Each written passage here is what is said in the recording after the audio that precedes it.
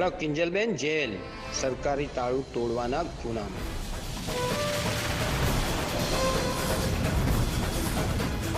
કિંજલબેન, ગુલાબ,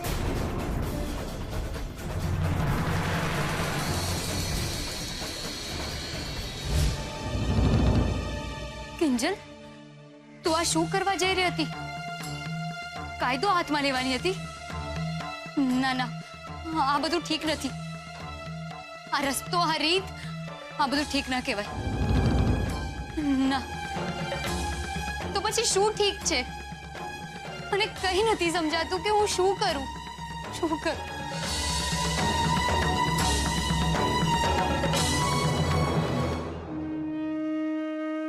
શું થયું કિંજલબેન? તમે તાળું કેમ ના તોડ્યું? ન્યાય કરો કિંજલબેન, ન્યાય. ના ગુલાબ, આ ન્યાય ના હોઈ શકે. જે કામ કાયદાની વિરુદ્ધ કે કાયદાને હાથમાં લઈને કરવામાં આવે એ ઠીક નથી હોતું. તો આપણી સાથે જે કાયદાની આડમાં કરવામાં આવ્યું એ ઠીક છે? જો ગુલાબ,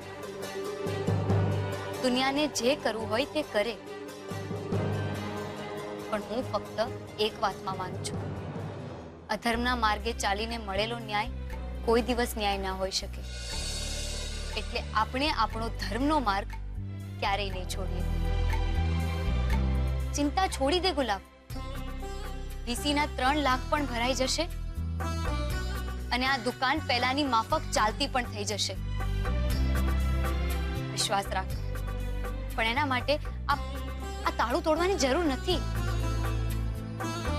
જેમ નાત બારનું પાટિયું ભીમજી અદાએ આવીને પોતે ઉતરાવ્યું હતું, એમ આ તાળું પણ સરકારી કર્મચારીઓ આવીને પોતે ખોલાવશે.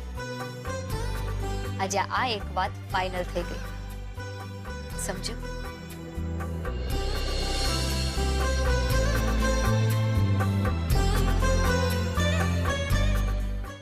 તો બોલો દાસ, કેમ આવવાનું થયું અત્યારે? આવું તો પડે જ ને પ્રભુ, વ્યવહારે આવું ના પડે મને કહો.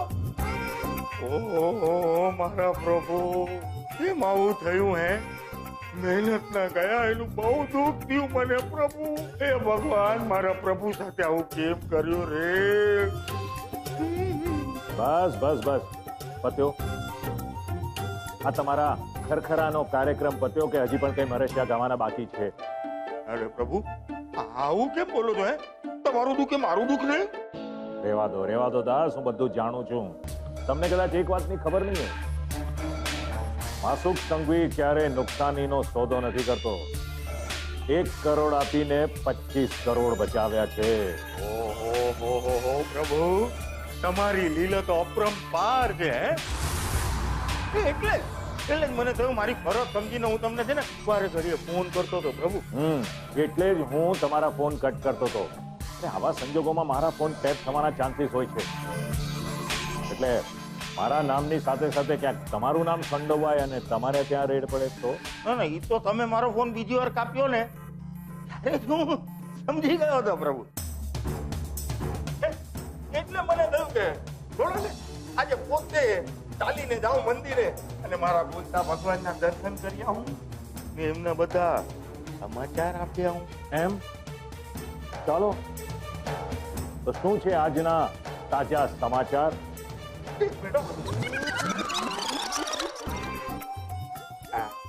મારો રિમોટ. નમસ્કાર. આજના મુખ્ય સમાચાર છે કે કાલે માસુક સંઘવીને ત્યાં ઇન્કમ ટેક્સની ધાડ પડી હતી ને એમની સાથે એમના ચા વાળા વિવાઈને ત્યાં પણ ધાડ પડી હોવાના સમાચાર આવ્યા છે ને એમની દુકાનને પણ સીલ કરવામાં આવી છે. નહીં દાસ, મને આ સમાચારમાં કઈ બહુ દમ નથી લાગતો. મને લાગે છે કે હું ચેનલ બદલી નાખું કે પછી ટીવી જ બંધ કરી દઉં. અરે પ્રભુ, એવું કેમ કરો છો? હવે જે સમાચાર સંભળાવીશ ને એ સાંભળીને તમે ખુશ થઈ જશો. જોજો. મારો રિમોટ પાછું.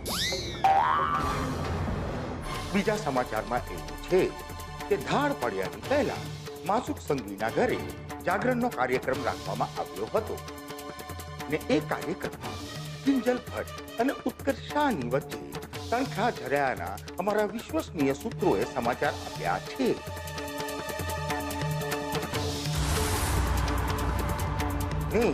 કિંજલ ભટ્ટે ઉત્કર્ષ શાહના મોઢા ઉપર શરબત ફેંકવાની વાતે જોર પકડ્યું છે.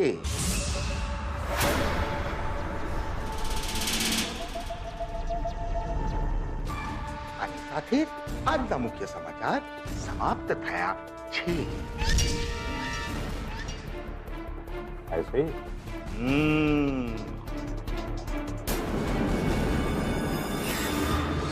એ વિડીયો અમારી દુકાનનો જ છે. હા પણ રાજુભાઈ, તમે મારી વાત તો સાંભળો. ના, હલો. અરે પણ હલો રાજુભાઈ. છાવા દો ને કિંજલબેન. અને સેજલબેનના સસાને જ કહો કે એ જ બધું કરે. આખરે આ બધું એમનું તો પલાળેલું છે. જવા દે ને ગુલાબ. મેં તો આશા જ મૂકી દીધી છે કે કોઈ આપણી મદદ કરશે. તું પણ મૂકી દે. મિસ ભટ્ટ, તમે ભલે આશા મૂકી દીધી હોય, પણ અમારી કંપની પોતાની સાથે જોડાયેલા માણસોને એમ જલ્દીથી તૂટવા નથી દેતી. મોહિતભાઈ, તમે ફક્ત મોહિત જ નહીં, હું પણ સાથે છું કિંજલ. ખબર છે, ગઈકાલે રાત્રે મેં મારા જે મિત્રની વાત કરી હતી એ આ જ છે. અમે બંને કોલેજમાં સાથે હતા. એ સાથે નતા, હું તારો સિનિયર હતો. હા. ગઈકાલે સુશાંતે તમારી સાથે વાત કરી, એ પછી એ મારા ઘરે આવેલો. એ સમયે હું તમારી દુકાનનો જ વિડીયો જોઈ રહ્યો હતો. ત્યારે જ મેં સુશાંતને કહ્યું કે આપણે દુકાને જઈને જ વાત કરીએ. બાકી આ વિડીયો કોણે ઉતાર્યો છે એની કઈ ખબર પડી? ના, જેણે વિડીયો અપલોડ કર્યો છે એણે પોતાની ખોટી ડિટેલ મૂકી છે.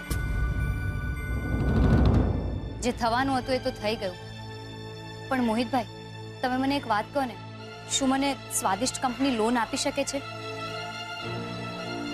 સોરી, ઇનફેક્ટ હું તો તમને એ જણાવવા માટે આવ્યો હતો કે જો હવે તમારા તરફથી ફ્રેન્ચાઇઝીમાં મોડું કરવામાં આવશે તો કંપની પોતાનો નિર્ણય બદલી શકે છે. ઉતારીની કિંજલબેન, હજુ એક મુસીબત. મને તો કઈ નથી સમજાતું. હજી તો ઓલા વીસી વાળાને 3 લાખ દેવાના ઠેકાણા નથી, તો આ કંપનીનો હિસાબ ક્યારે પતાવીશું? આને કઈ મદદ કરવા આવ્યા કહેવાય? આને તો કહેવાય દાજિયા પર ડામ આપવા આવ્યા. તું શાંતિ રાખ ગુલાબ, બધું થઈ જશે. મોહિત, તું મને એ કે તારી આ કંપની ટાઈમ લિમિટ વધારી શકે છે? પ્લીઝ. થઈ જશે, પણ લોન નહીં અપાવી શકું. વાંધો નહીં. કિંજલ કોઈ પણ બેંકમાંથી પર્સનલ લોન માટે એપ્લિકેશન તો કરી જ શકે ને? હા, આઈડિયા સરસ છે. અને એમાં કિંજલ, તમે કંપની સાથે કરેલા કોન્ટ્રાક્ટના પેપર્સ બેંકમાં ગેરંટી તરીકે જમા પણ કરાવી શકો છો. એમાં કોઈ જ વાંધો નહીં આવે. અરે વાહ, આ તો તમે ચપટી વગાડતા ધડ અમારી 2 પ્રોબ્લેમ તો સોલ્વ કરી નાખી. પણ સુશાંતભાઈ, આ દુકાનના તાળાનું શું? એનું સોલ્યુશન છે ગુલાબ. દુકાનમાં ચા બનાવવાની મનાઈ છે ને, દુકાનની બહાર તો બનાવી શકે છે ને. એટલે કે સાહેબની જેમ. કિંજલબેન, યાદ આવ્યું? દુકાનની 25મા વર્ષની ઉજવણી વખતે સાહેબે શું કહ્યું હતું? બહુ સાચું કહું, મજબૂરીમાં ઘર ચલાવવા માટે આ કિસ્સો શરૂ કરવો પડ્યો. બાપુજી અચાનક વિદાય લીધી. બા સાવ પડી ભાગ્યા હતા. ને રાઘવ સાવ આવડો હતો. મારી પાસે નહોતું પૂરતું ભણતર કે નહોતા પૂરતા પૈસા. શું કરું? જે કઈ થોડી ઘણી મૂડી બચી હતી ને એમાંથી એક પ્રાઇમસ, એક કેટલી, 2-4 નાના ગ્લાસ અને એક સાયકલ ખરીદી. ને આમ મોહને મોબાઈલ ટી સ્ટોલની શરૂઆત. મોબાઈલ? અરે ભાઈ, મોબાઈલ જ કહેવાય ને. અરે ભાઈ, તાપી નદીના કિનારેથી કોઈ એમ કે મોહન 4 ચા આપી જા, અથવા તો પછી બજારમાંથી કોઈ એમ કે 2 અડધી ચા અહીંયા આપી જા. જેની બૂમ પડે કે આપણે તરત ગરમા ગરમ ચાની કીટલી લઈ સાયકલ લઈને સીધા પહોંચી જઈએ ત્યાં. હવે તમે જ કહો આને મોબાઈલ ટી સ્ટોલ કહેવાય કે નહીં? એટલે સાહેબની જેમ જ આપણે પણ નવી શરૂઆત કરીશું, મોબાઈલ ટી સ્ટોલ. હા, પણ એના માટે તો થોડો બહુ સામાન અને વાસણ જોઈશે ને આપણને, અને એ બધું તો દુકાનની અંદર જ છે. કોને કહ્યું?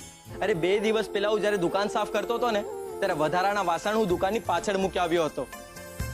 અને એમાં એક ચૂલો પણ છે, અને ચા આપવા માટે કાગળના ગ્લાસ ક્યાં નથી વપરાતા? કરેક્ટ. અને આમ પણ ટી મેળામાં તમને કાગળના ગ્લાસ ભેગા કરવાનો સારો અનુભવ થઈ ગયો છે, નહીં? એ બધું તો ઠીક છે સુશાંતભાઈ, પણ આજે તમે ભગવાનની જેમ અમારી મદદ કરી છે. Thank you. તું મને થેન્ક યુ કહેવા કરતા ગુલાબ, જલ્દીથી દુકાનની પાછળ જા અને વાસણો લઈ આવ. ખબર છે ને તારે બહુ કામ કરવાનું છે. કિંજલબેન, મને આજે તમારી વાત સમજાઈ કે આપણે ધર્મનો માર્ગ ક્યારે છોડવાની જરૂર નથી. એ હંમેશા મદદ કરતો આવ્યો છે અને કરતો આવશે. પેલા ઉત્કર્ષભાઈ હતા ને હવે એમની જગ્યા સુશાંતભાઈ લઈ લીધી છે.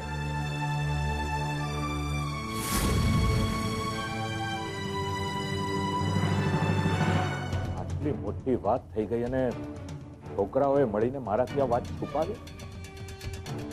તે દિવસે વાળીને પૂછ્યું હતું કે જાગરણમાં બધું બરાબર હતું ને? ઉત્કર્ષ અને કિંજલ ઓકે હતા ને? તેજલ કે રૂપેશ, બેમાંથી કોઈ કઈ ન બોલ્યું કે આટલો મોટો કાંડ થઈ ગયો છે. હવે મને સમજાય છે એ દિવસે ઉત્કર્ષનું મોઢું કેમ ઉતરેલું હતું અને કિંજલ પણ મને મળ્યા વગર, પારણા કર્યા વગર ઘરની બહાર વહેલી સવારે કેમ નીકળી ગઈ. તું પ્રભુ પોકાઈ ગયા ને? વોટ? એટલે શોક ખાઈ ગયા ને આ સમાચાર સાંભળીને? મને હતું જ આ વાત તમને કોઈએ નહીં કરી હોય. બાકી કેવું પડે હો પ્રભુ તમારું બિઝનેસમેન દિમાગ. હે, તમે જે રાહુલિયાને જાગરણમાં નહોતો બોલાવ્યો, એ તમારું ઇન્વેસ્ટમેન્ટ કામ કરી ગયું. વાહ! અને હજી જો તમે ચેનલ જોવાના મૂડમાં હો ને, તો આ શરબત અને લાફા કરતા પણ જોરદાર સમાચાર છે મારી પાસે. તમે કઈ ખાશો? કંઈક મંગાવું તમારા માટે? હા પ્રભુ, આ શું છે, પેલી સરોજ બહાર ગઈ ને ત્યારથી છે ને રોજ કાચું પાકું રાંધીને ખાઉં છું. આ શ્રીખંડ પૂરી મળે તો. સાંભળ, મારી કેબિનમાં એક પ્લેટ શ્રીખંડ પૂરી મોકલાવી દેજો. ના કઈ. હા તો ચલો શરૂ થઈ જાઓ, સંભળાવો તમારા સમાચાર. બીજા સમાચારમાં એવું છે કે અમેરિકા સુશાંત ત્રિવેદીનું પુનરાગમન થયું છે. આ વખતે એકદમ જુદા, નવા અને સરસ અને સુંદર અવતારમાં તેઓ પાછા આવ્યા છે. એમની વાણી, વર્તન અને વિચારોમાં ઘણો બદલાવ આવ્યો છે. જ્યારે અમારા વિશ્વસનીય સૂત્રોએ એમને એમ પૂછ્યું કે તમારું તાપીનગર આવવાનું કારણ શું, તો ત્યારે એમને તેમના ટિપિકલ અવાજમાં એમ જણાવ્યું હતું કે મને અમેરિકા જઈને મારી ભૂલ સમજાઈ ગઈ ને એ ભૂલ સુધારવા માટે હું અહીંયા તાપીનગર પાછો આવ્યો છું. હું આ વખતે આવી અને કિંજલ ભટ્ટ સાથે લગ્ન કરવા માંગુ છું. આની સાથે જ આજના સમાચાર સમાપ્ત થયા છે. ગ્રેટ, સિમ્પલી ગ્રેટ, જબરજસ્ત સમાચાર આપ્યા છે દસ તમે.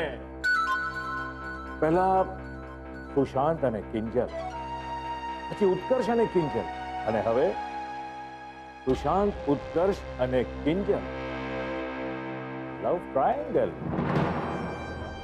મજા આવશે. હવે ખરેખર બહુ મજા આવશે. શ્રીખંડ પૂરી આવશે.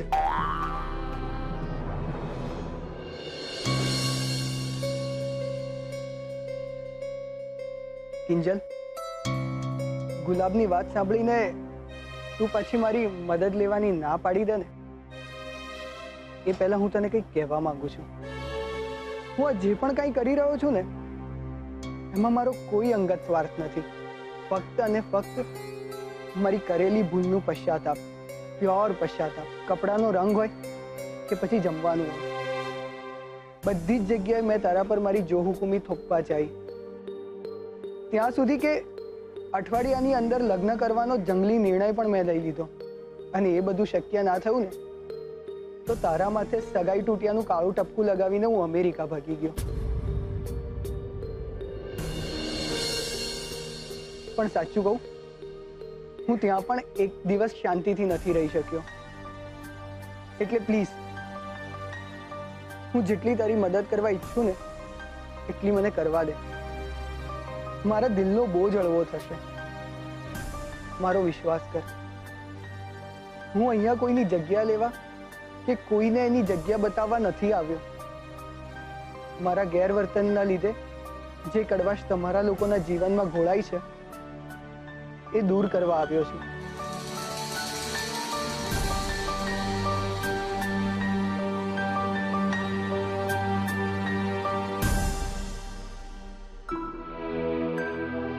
સુશાંત, મને લાગે છે કે જે મેટર માટે તે મને બોલાવ્યો હતો એ તો ઓલમોસ્ટ સોલ્વ થઈ ચૂકી છે. તો હવે હું રજા લઈશ. મોહિતભાઈ, થેન્ક યુ. You welcome.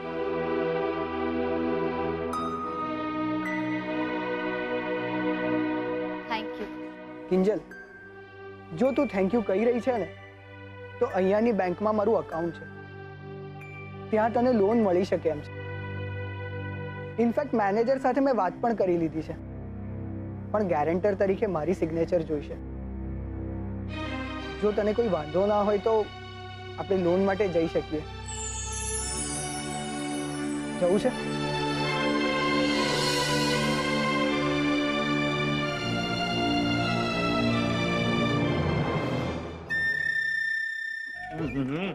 હા પ્રભુ, શ્રીખંડ પૂરીએ તો મજા કરાવી દીધી. વાહ વાહ વાહ, એટલો ખોલ્યો છે પ્રભુ. પણ આજે કહું, પેટ ભરાઈ ગયું, મન નથી ભરાતું પ્રભુ. હા હા હા, વાહ. વાંધો નહીં. જમાવો તમે તમારે. આટલી બધી મહેનત કરો છો તમે, ક્યાંથી સમાચાર શોધીને લાવો છો મારા માટે. હક છે તમારો. ખાઓ. અંકલ, આ મોલ વાળા પ્રોજેક્ટની ફાઇલ. અરે કાકા, તમે અહીંયા? કેમ ભાઈ, ના આવી શકે? અરે આપણા મોલની 150 દુકાનો વેચવાના છે, તો કામ હોય તો આવવું તો પડે ને. હા રાઘવભાઈ, પત્યું તમારું? તો હા, પતિ જ કહું છે પ્રભુ. હવે બીજી વાર છે ને, બાસુંદી પૂરીનો કાર્યક્રમ કરજો તો મજા આવે. રજા લઉં પ્રભુ. હે, અને ચાલ. અને હું શું કહું છું, ઉત્કર્ષ બેટા, ભગવાન તને શક્તિ આપે, સહન શક્તિ. પ્રભુ, બાસુંદી વાળું યાદ રાખજો. રજા લઉં.